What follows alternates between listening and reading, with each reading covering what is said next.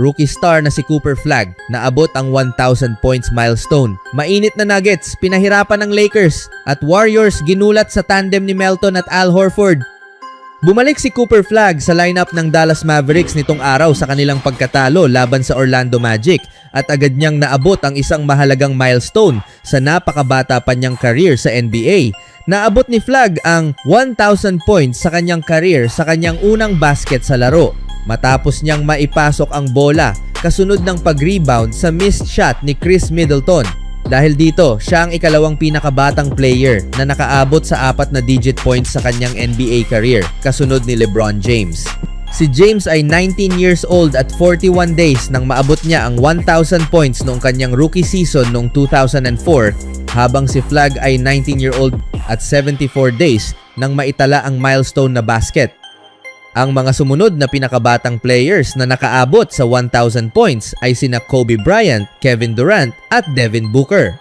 Si Flagg, ang number 1 overall pick sa 2025 NBA Draft, ay nagtapos ng laro na may 18 points, 5 rebounds, 6 assists at 4 blocks sa kanyang unang paglalaro matapos ang siyam na laro ng Mavericks.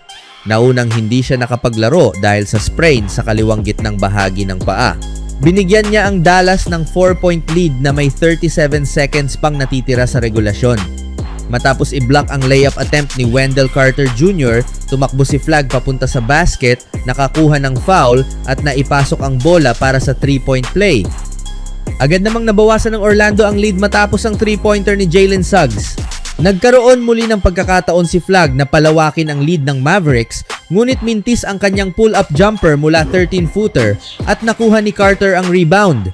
Habang mabilis na tumatakbo sa court, nakita siya ni Suggs na may malayang daan papunta sa basket at nagawa ni Carter ang dunk na may 1.4 seconds na lang natitira.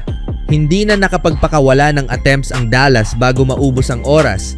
Na-upgrade si Flagg bilang doubtful para sa pagkatalo ng Dallas noong Miyerkules laban sa Charlotte Hornets at questionable naman siya bago ang laro kontra Magic bago kinumpirma ng Mavericks na maglalaro siya. Sinabi ng head coach na si Jason Kidd sa mga reporter na maglalaro si Flagg ng 20 hanggang 25 minutes laban sa Orlando bago pa madagdagan ang kanyang playing time sa laro nila laban sa Boston Celtics noong Sabado, ang paborito niyang team noong bata pa siya. Umabot siya sa 26 minutes laban sa Magic.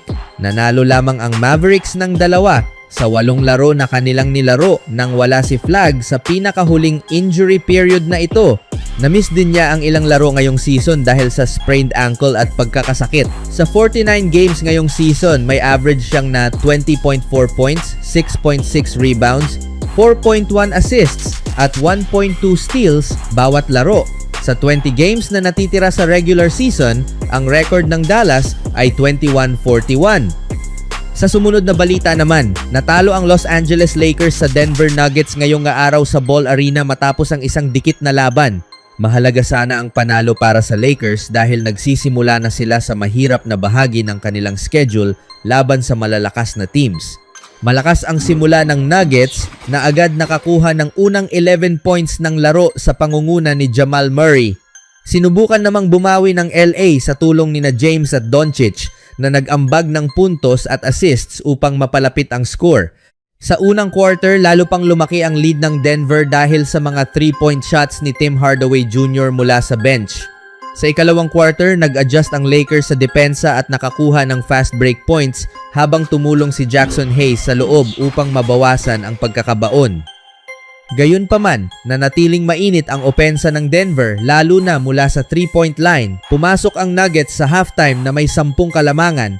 Nadagdagan pa ang problema ng LA nang ma-injure si DeAndre Ayton sa tuhod at hindi na nakabalik sa laro, kaya napilitan silang gumamit ng mas maliit na lineup sa natitirang bahagi ng laban. Sa ikatlong quarter, nagpakita ng magandang opensa sina Austin Reeves at Rui Hachimura na parehong nakapuntos upang mapalapit muli ang Lakers. Nakapagpasok din si Doncic ng isang mahirap na 3-pointer bago matapos ang quarter upang mapanatiling dikit ang laban. Sa huling bahagi ng laro, nagkaroon ng pagkakataon ang Lakers na makalamang dahil nakalapit sila sa isang kalamangan. Ngunit pumalya sila sa ilang open looks. Samantala, nakagawa ng mahahalagang basket si Nikola Jokic para sa Nuggets upang tuluyang maselyuhan ang panalo ng Denver. Matapos ang pagkatalo, Babalik ang Lakers sa kanilang home court upang harapin ang Indiana Pacers sa kanilang susunod na laro bago naman makaharap ang New York Knicks sa Lunes. Ang mga susunod na laban na ito ay magiging mahalaga upang makabawi ang Lakers at mapatunayan na kaya nilang makipagsabayan sa mga malalakas na team sa liga.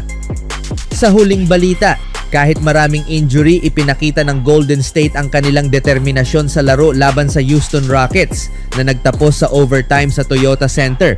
Kulang sa malalaking pangalan tulad ni Curry, Butler at Kristaps Porzingis, nakapaglaro ang Warriors ng may 10 malulusog na players, kabilang ang 3 nasa two-way contracts. Pinangunahan si Brandin Podziemski ng 26 points, sinundan ni DeAnthony Melton ng 23 points, at lahat ng 5 players nila ay naka-double figures. Sa Rockets, si Kevin Durant ay may 23 points, ngunit si Reed Sheppard ang nanguna sa laro na may 30 points, ang kanyang pangalawang 30-point game ngayong season, at parehong laban ay laban sa Warriors. Naramdaman ng Warriors ang pagkawala ng 3 stars, kaya nadagdagan ang pressure kay Melton bilang pangunahing scorer. Sa Pebrero, nahirapan si Melton sa shooting, 39.8% mula sa field at 28.8% sa 3-point.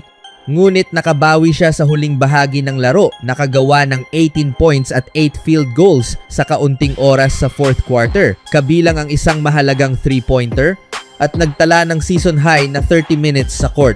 Sa huli, siya ang nagbigay ng panalo sa pamamagitan ng tip-in 5 segundo bago matapos ang laro, habang bumalik sina Draymond Green at Durant sa huling bahagi ng competitive ngunit drama-free ang laban.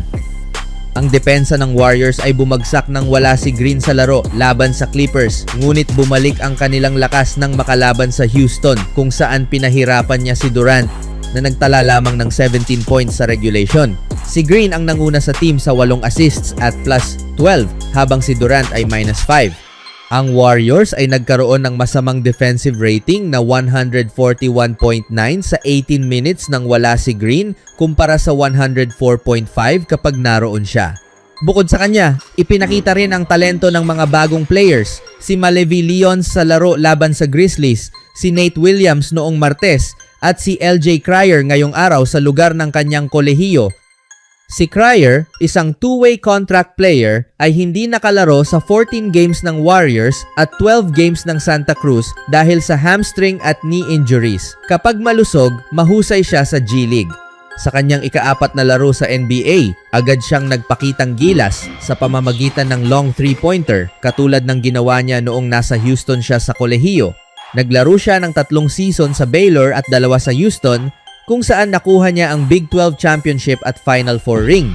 Namukod tangi si Cryer sa 3rd quarter sa kanyang 3-pointers, sinimulan ng overtime, at nagtapos na may 12 points at 4 na 3-pointers sa loob ng 20 minutong paglalaro mula sa bench na ikinatuwa ni Coach Steve Kerr. Sa laro na ito, lumitaw ang magandang chemistry ni Melton at Horford. He's averaging almost 15 points a game for them. Melton on the drive, spinning with it.